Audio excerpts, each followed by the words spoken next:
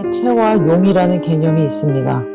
이것은 컴퓨터의 본체, 그러니까 하드웨어, 체와 컴퓨터를 운영하게 만드는 소프트웨어, 용이라고 비유할 수 있을까요?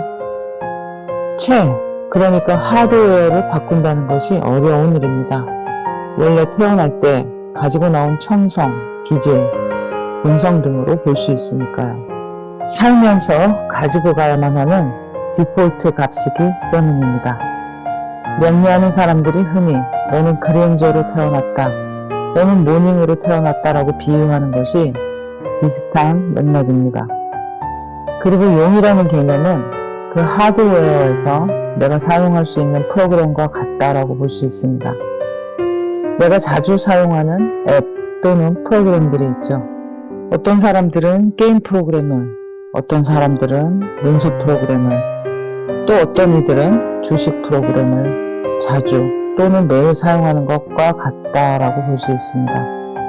어떤 사람의 컴퓨터 본체 성능이 안 좋은데 그래픽이나 속도 차원에서 고사양의 성능을 요구하는 게임 프로그램을 돌린다고 생각해 보세요.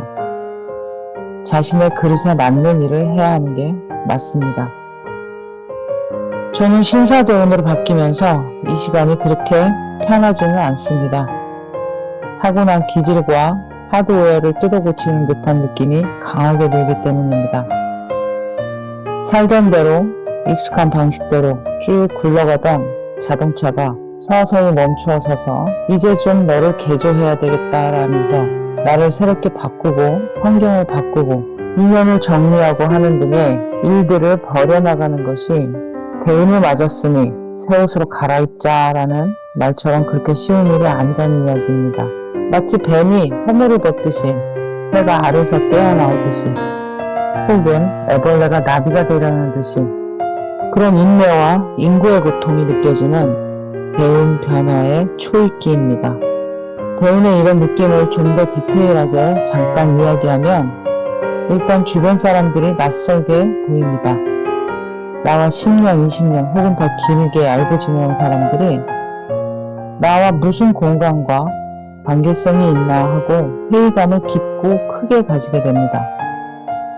갑자기 그러는 것은 아니고 대운이 들어오기 전 1, 2년부터 서서히 압력이 강해지는 것이죠.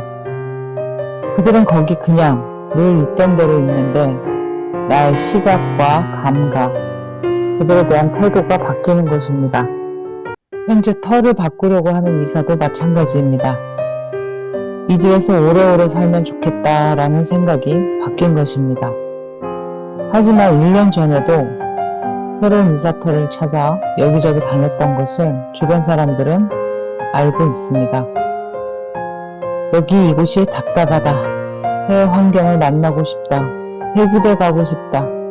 개발이 더 활발히 발생하거나 발생할 곳으로 가고 싶다라는 그런 마음이 대운이 들기 1, 2년 전에부터 미세하게 나의 옆구리를 훅훅 치는 그런 느낌입니다.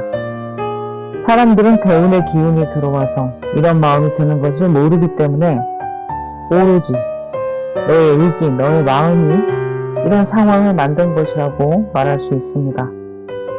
대운이 들어와서 마음이 변한 것인데 사람들은 내가 주체가 되어 이런 상황을 이끈다라고 말하는 것이죠. 그 물기를 주도하는 저 아래 보이지 않는 강한 힘이 있다는 것을 모르는 채 말이죠. 저는 해월 병화입니다. 해라는 글자는 수 기운이며 어둠이며 겨울이고 차가운 기운입니다. 월지가 중요한 것은 사람의 환경, 기질, 본성을 평생 주관하는 체의 역할을 하기 때문입니다.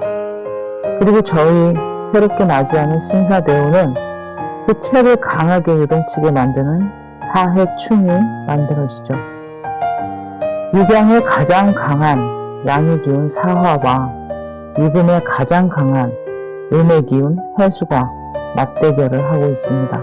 나의 체를 지키려는 해수와 나를 황골탈퇴시켜야 되겠다는 사화가 최대치로 부딪히는 이 변화의 상황에서 정신적 혼란과 선택의 갈등, 새로운 환경에 대한 두려움 같은 것들이 시시때때로 올라옵니다. 하지만 이미 방향은 정해진 걸 알고 있습니다. 체를 바꿔야 하는 것입니다. 완전히 바뀌지는 않겠지만, 그리고 갑자기 변화하지는 않겠지만, 이미 대세가 겨울에서 여름으로 기울어졌고 밤에서 낮으로 바뀌었으며 한기에서 난한 기온으로 온도를 올려야 하는 때가 된 것입니다. 그런데 그 과정이 괴롭다는 것이죠. 해수는 유금의 기운답게 매우 느리고 어슬렁거리고 급한 게 없는 유유자적한 행태를 보입니다. 이러면서 기회를 놓칠 수도 있고 잘못하면 사회적으로 뒤처진 사람처럼 보일 수도 있고 실제 그러기도 합니다. 사과는 정반대의 기질이죠. 빨리빨리가 한 특징입니다. 빨리 결정하고 빠르게 움직입니다. 말도 빠르고 몸도 빠릅니다. 그러면서 줄 사람은 생각하지도 않는데 김칫국 먼저 마시는 실수도 실현을 할 가능성이 큰 인자입니다. 지난 세월 대운이 바뀔 때마다 크고 작은 변화와 특히 주변 사람들의 변화가 많았습니다. 10여 년 전의 대운 변화, 그리고 그 이전 20년 전의 대운 변화의 시간을 되돌아보면 역시나 지금도 기억에 남을 만큼의 확실한 변화가 있었던 것이 기억이 납니다. 그리고 앞으로 10년, 20년 뒤에 이 신사대운의 초입을 생각해보면 그때 그랬지, 그때 사람이 바뀌고 사는 곳이 바뀌고 이런저런 변화가 많았지 하며 분명히 회상하게 될 것입니다.